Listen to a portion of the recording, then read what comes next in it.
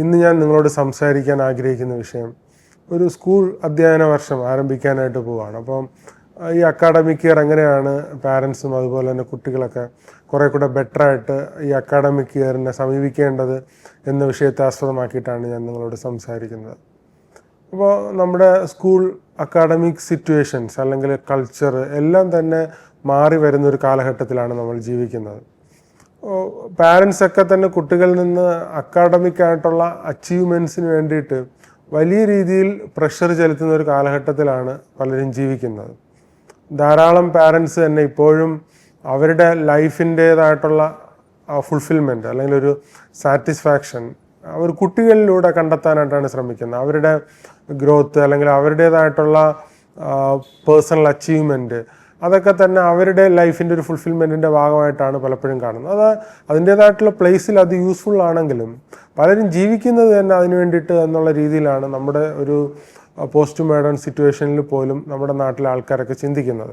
അപ്പോൾ അത് മാറേണ്ടതായിട്ടുണ്ട്. ഇപ്പോൾ ഒരു വിദ്യാർത്ഥി സ്കൂളിലേക്ക് പോകുന്നത് പഠിക്കുന്നതിന് വേണ്ടി മാത്രമല്ല, ധാരാളം മറ്റ് എക്സ്ട്രാ കരിക്കുലർ ആക്ടിവിറ്റികളും ഡെവലപ്മെൻറ്റ്സും ആ കുട്ടിയിൽ നിന്ന് പ്രതീക്ഷിക്കേണ്ടതായിട്ടുണ്ട്. കാരണം ഒരു സോഷ്യൽ ഇൻട്രാക്ഷൻ, മറ്റു കുട്ടികളുമായിട്ടുള്ള ഇൻട്രാക്ഷനും അതുവഴി ഉണ്ടാകേണ്ടുന്ന ഡെവലപ്മെൻറ്റ്സ് എല്ലാം തന്നെ ആക്ച്വലി സ്കൂൾ വിദ്യാഭ്യാസത്തിലൂടെ കുട്ടികൾക്ക് ലഭിക്കേണ്ടതാണ്.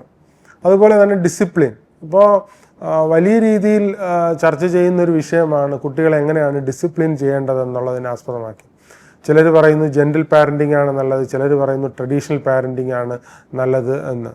പക്ഷേ ജെൻറിൽ പാരൻറ്റിംഗ് ആണെന്ന് കൂടുതലും പോസ്റ്റ് മോഡേൺ അല്ലെങ്കിൽ ന്യൂലി മാരീഡ് ആയിട്ടുള്ള അല്ലെങ്കിൽ യങ്ങർ കപ്പിൾസൊക്കെ കൂടുതലും അഡോപ്റ്റ് ചെയ്യുന്ന ഒരു മെത്തേഡാണ് ജെൻറിൽ പാരൻറ്റിംഗ്. പക്ഷേ അതിൻ്റെ പ്രധാനപ്പെട്ട ഒരു പ്രോബ്ലം എന്ന് പറയുന്നത് പണിഷ്മെൻ്റ് എന്ന് പറയുന്നത് ഇല്ല എന്നുള്ളതാണ്. ഇപ്പോൾ ഒരു മിനിമൽ ഫോഴ്സായിട്ടുള്ള പണിഷ്മെൻ്റ് അല്ലെങ്കിൽ കുട്ടികളെ ഹെൽപ്പ് ചെയ്യുന്നതായിട്ടാണ് ട്രഡീഷണലി ഉള്ള ഹിസ്റ്റോറിക്കലി ഉള്ള സിറ്റുവേഷൻസും ഇവൻസും എല്ലാം സൂചിപ്പിക്കുന്നത്. അപ്പോൾ അതുകൊണ്ട് കുട്ടികളുടെ എല്ലാ കാര്യങ്ങളും സാധിപ്പിച്ചു കൊടുക്കുക എന്നുള്ളതിനേക്കാളുപരി നമ്മൾ നോ പറയേണ്ടടുത്ത് കൃത്യമായി നോ പറയുകയും അവർ ലൈഫിലെ ടഫായിട്ടുള്ള സിറ്റുവേഷൻസും ഇല്ലായ്മയും അറിഞ്ഞു വളരുന്നത് തന്നെയാണ് എപ്പോഴും നല്ലത് എന്ന് പാരൻസൊക്കെ മനസ്സിലാക്കിയിരിക്കേണ്ടത് വളരെ പ്രധാനപ്പെട്ട ഒരു കാര്യമാണ്. അല്ലെങ്കിൽ കുട്ടികൾക്ക് ഈ ലോകത്തെക്കുറിച്ച് വ്യക്തമായൊരു ധാരണ കിട്ടാതെ വളർന്നു വരുന്നതിന് കാരണമാകും എന്നുള്ളതാണ്.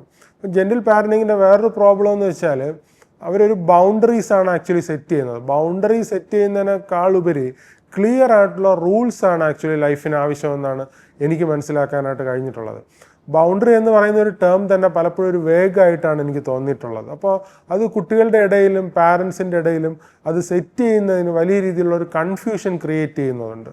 അപ്പോൾ അതുകൊണ്ട് തന്നെ ജെൻറിൽ പാരൻറ്റിങ് പറയാൻ വളരെ എളുപ്പമാണെങ്കിലും അത് പ്രാക്ടിക്കലി നടപ്പിലാക്കാനും അല്ലെങ്കിൽ നടപ്പിലാക്കി കഴിഞ്ഞാൽ അതിൽ നിന്ന് വരുന്ന കോൺസിക്വൻസ് അല്ലെങ്കിൽ അതിൻ്റെ ഒരു ഔട്ട്കം നമ്മൾ എയിം ചെയ്യുന്ന രീതിയിലും വരുന്നില്ല എന്നുള്ളതാണ് പല പാരൻസിൻ്റെയും കംപ്ലയിൻസ് ആയിട്ട് എനിക്ക് മനസ്സിലാക്കാനായിട്ട് കഴിഞ്ഞിട്ടുള്ളത്. അപ്പോൾ ജെൻറിൽ പാരൻറ്റിങ് ബൈ വേർഡ് അല്ലെങ്കിൽ ആ ഡെഫിനിഷൻ വെച്ച് നമുക്കൊരിക്കലും അത് പ്രാക്ടിക്കലി ഇംപ്ലിമെൻ്റ് ചെയ്യാനോ അല്ലെങ്കിൽ നടപ്പിലാക്കാനോ നമ്മൾ ഉദ്ദേശിക്കുന്ന ഔട്ട്കം കുട്ടികളിൽ നിന്ന് ഉണ്ടാക്കാനോ കഴിയില്ല എന്നുള്ളത് വസ്തുതാപരമായിട്ടുള്ളൊരു കാര്യമാണ്.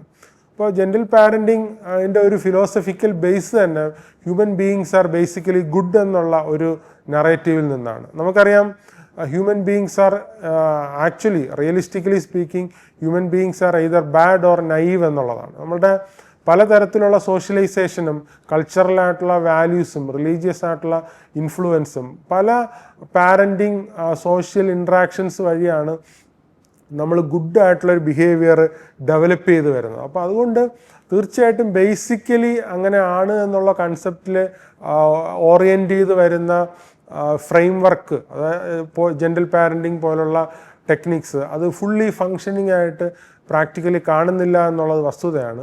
അപ്പോൾ വളരെ കുറേ കൂടെ സിസ്റ്റമാറ്റിക്കായിട്ടും റിയലിസ്റ്റിക്കായിട്ടും നമ്മളെ പാരൻറ്റിങ് സ്റ്റൈൽ മോഡിഫൈ ചെയ്യേണ്ടതായിട്ടുണ്ട് എന്നുള്ളത് വസ്തുതാപരമായിട്ടുള്ള ഒരു കാര്യമാണ്. അപ്പോൾ പാരൻസ് തീർച്ചയായും കുട്ടികളോട് കൂടുതലായിട്ട് അടുത്തിടപഴകേണ്ടതും അവരോട് സമയം ചെലവഴിക്കേണ്ടതും അവർക്ക് പറയാനുള്ള കാര്യങ്ങളൊക്കെ കേൾക്കുകയും മനസ്സിലാക്കുകയും ഒക്കെ ചെയ്ത് ഡിസിപ്ലിനായിട്ട് കുട്ടികളെ വളർത്തിക്കൊണ്ട് വരാനുള്ള ഒരു ഓപ്പർച്യൂണിറ്റിയാണ് ആക്ച്വലി സ്കൂൾ വിദ്യാഭ്യാസം എന്ന് പറയുന്നത്. അക്കാഡമിക് ആയിട്ടുള്ള അറിവ് നമ്മൾ നേടുന്നുണ്ടെങ്കിലും അതിനേക്കാളുപരി ഒരു ഡിസിപ്ലിൻഡ് ആയിട്ടുള്ള അല്ലെങ്കിൽ ഒരു ഫുള്ളി ഫങ്ഷൻഡ് ആയിട്ടുള്ള ഒരു ഹ്യൂമൻ ബീയിങ് ആയിട്ട് മാറ്റുന്നതിന് സ്കൂൾ വിദ്യാഭ്യാസത്തിന് സ്വാധീനിക്കാൻ കഴിയും എന്നുള്ളതിനകത്ത് യാതൊരു സംശയമില്ല. അപ്പോൾ പാരൻസ് അൾട്ടിമേറ്റ്ലി എയിം ചെയ്യേണ്ടത് ഒരു എലമെൻ്ററി എഡ്യൂക്കേഷൻ അല്ലെങ്കിൽ ഒരു ഹൈസ്കൂൾ എഡ്യൂക്കേഷൻ അല്ലെങ്കിൽ സ്കൂൾ വിദ്യാഭ്യാസം കഴിയുമ്പോൾ ഒരു 10 അല്ലെങ്കിൽ 12th ഒക്കെ കഴിയുമ്പോൾ ഈ ഭൂമിയിൽ ലൈഫ് വളരെ പ്രാക്ടിക്കലായിട്ടും റാഷണലായിട്ടും കണ്ടക്ട് ചെയ്യാൻ പറ്റുന്ന ഒരു ഇൻഡിവിജ്വലായിട്ട് മാറണം. അതാണ് ആക്ച്വലി